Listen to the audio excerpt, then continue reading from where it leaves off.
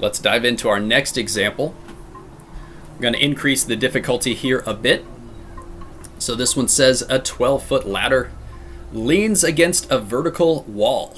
And so you see I have my drawing here. So I got the ground, like this is almost like presented in the problem. So there's the ground, there's the wall, there's the ladder leaning up against it. Okay. And we're told the base of the ladder begins to slide away from the wall at 1 foot per second. Oh no. So the base here starts to slip and go back this way at 1 foot per second. How fast does the top of the ladder slide down when the base is 4 feet from the wall? Question mark. Rounded 2 decimal places. All right, let's think about that. So as the base slides away, you can imagine, well, the top of the ladder is going to like scrape against this wall as it slides down. And we're looking at the moment when the base is exactly 4 feet from the wall. Okay. I'm going to go ahead and slide up to about right there. So we go back to our steps, related rate steps. Step number 1 is to create a drawing. Now you might think, well, we kind of already have a drawing. Yes, we do. But we want to recreate one so that we can label the different parts and label some variables and that sort of thing. So here's how I suggest we begin. And I'm going to go ahead. I know you can see it there already. Don't look at that. I'm going to go ahead and cover this up for the moment. So we can put our attention over here. Okay. Actually, let's back up even more. All right. So let's imagine, okay, we really simplify things. So we've got this right angle. There's the ground, there's the wall. We've got the ladder. And the ladder is 12 feet long, so I went ahead and put a 12 there. And now I'm going to imagine this point right here starts to slide away, which means this point at the top starts to slide down. So making this drawing is great, but the whole point of the drawing is to help us set up an equation relating some variables. And we don't have any of that yet. We need to place some variables on our drawing in the right way so that we can then hope to create an equation. While you're reading the problem, it's also tempting to use this number 4 at the moment when the base is 4 feet from the wall. It's tempting to label this as 4 feet. Don't do it. We cannot label that as 4 feet. Why not? Because this distance here is changing. That base is sliding away. So it passes through 4 feet at one moment, but it's not fixed. We can label the ladder as 12 feet because that distance is not going to change. It's always going to be 12 feet. But this distance here and this distance here are changing. So that also tips you off on how to use your variables. The variables will represent quantities that are changing. And I think it makes sense here to put an X on that horizontal change and a Y on the vertical change. So X represents this distance and it's allowed to change, right, with the variable. And Y represents this distance and it's in the middle of changing. Okay, once we have these things labeled, now we want to create an equation. So hopefully by now you have forgotten the equation that was on the screen a second ago that you saw on the right side. Just looking at that drawing, what idea or what equation can we come up with here? And usually when I ask this in class, a couple people know what to do pretty much right away, and they say, well, use the Pythagorean theorem. And yep, we've got a right triangle. We know the 3 side lengths, x, y, and 12. So isn't it x squared plus y squared has to equal 12 squared? And we got an equation. The equation involves x and y, and it involves the 12. More importantly, it involves x and y. We can see how x and y are related to one another. Notice also, I just wrote 12 squared. I did not actually square the number. And that's okay here, because what's going to happen next? Once you have the equation, then we can go to step number 3, and that's take the derivative of both sides with respect to t. So let's do that. Derivative of both sides with respect to t. Hey, you know what? This equation looks kind of familiar. X squared plus y squared equals some number squared, right? So derivative here is 2x dx over dt plus 2y dy over dt, and the derivative of 12 squared is 0. Doesn't, you could square it, right, 144, but the derivative of that's going to be 0. And so we have our related rates equation right there.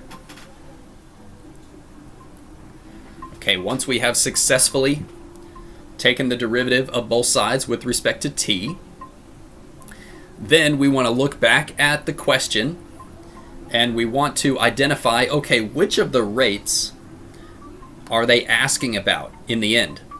So let's reread the question. How fast does the top of the ladder slide down? So the top of the ladder sliding down, well, is that dx over dt or dy over dt? That's how fast y is changing. So it's this that we're looking for in the end. What is the value of dy over dt? Well, if they're asking us to find the value of dy over dt, it must be that we can plug in numbers for x, dx over dt, and for y. So let's see what we can do. Going back to the question again. Let's see, do we know the value of x? Yes, it's 4, right? At the moment, the base is 4 feet. So at the moment that x is 4, so we can plug in a 4 right there. And that really shows us we absolutely cannot put a 4 in there in the drawing, because that would mess up the derivative. It would all be a disaster. After we have the derivative, then we plug in the 4. Okay. So let's see. Okay, so we know x is 4. Do we know dx over dt? Yeah, if we go further back, right, the base slides away at 1 foot per second. So that's the change in x. We know that dx over dt equals 1.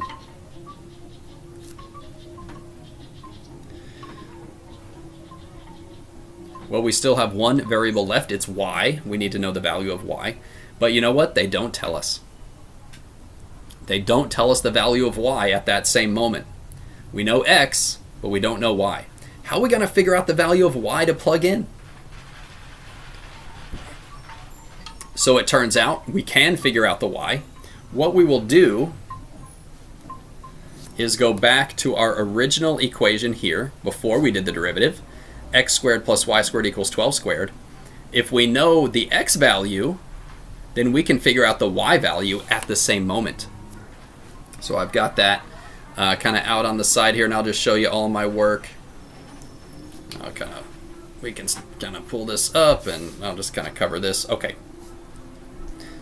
So how do we get the y? Well, you see the value here, but okay, the work is out on the side. So we'll go back to the original equation with x equals 4. So we got 4 squared plus y squared equals 12 squared. So that's 16 plus y squared equals 144. And if we solve for y, okay, we get the square root of 128. And I'm going to leave it like that. You could round it, I suppose. We are going to round our final answer. I prefer to round at the very end only. So I'm going to leave it as y equals square root 128. Probably a good idea for homework purposes as well. Round it at the end.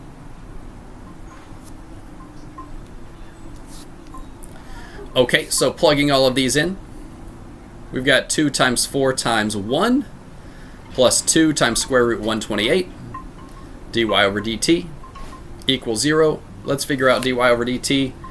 Well, I'm skipping the middle, right? That's 8. Subtract the 8, divide by these two, and round to 2 places, and you'll get negative 0.35.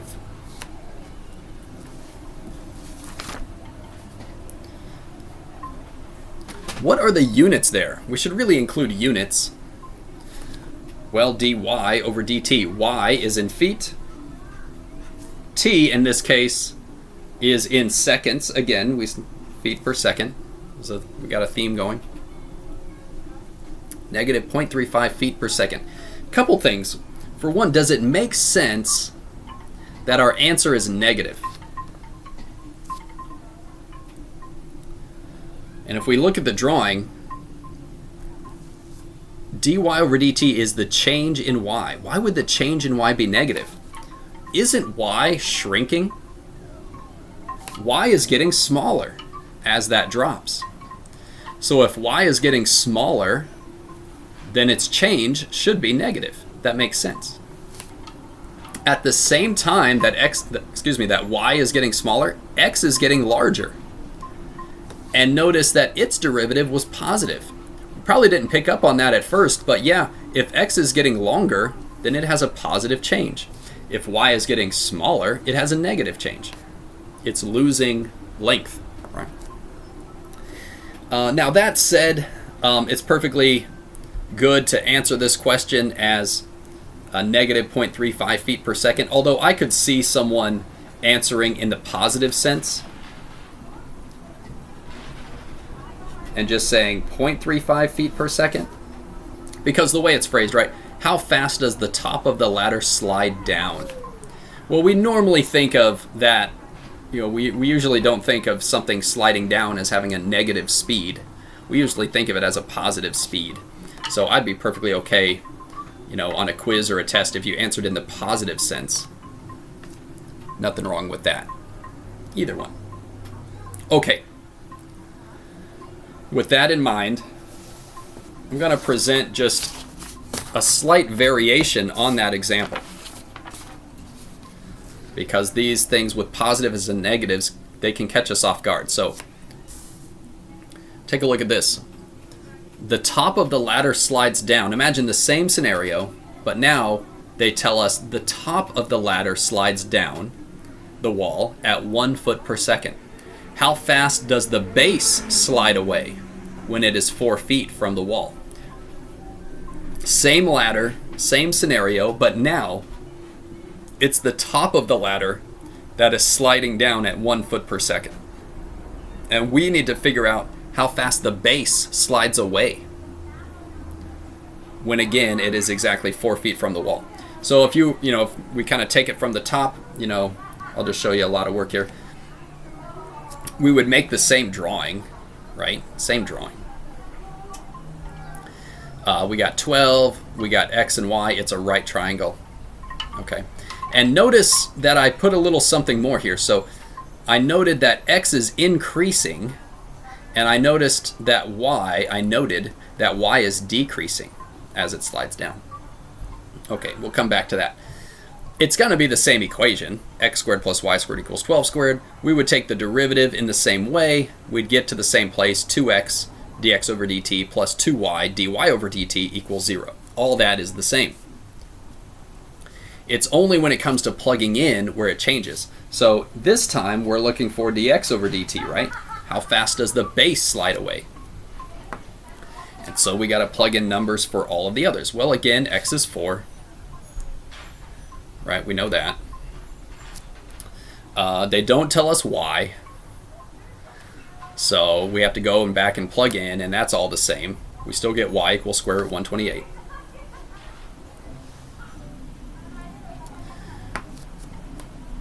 But notice now, when we go for dy over dt, something going on here that it's very easy to miss. Okay, so in the problem, they say the top of the ladder slides down the wall at 1 foot per second.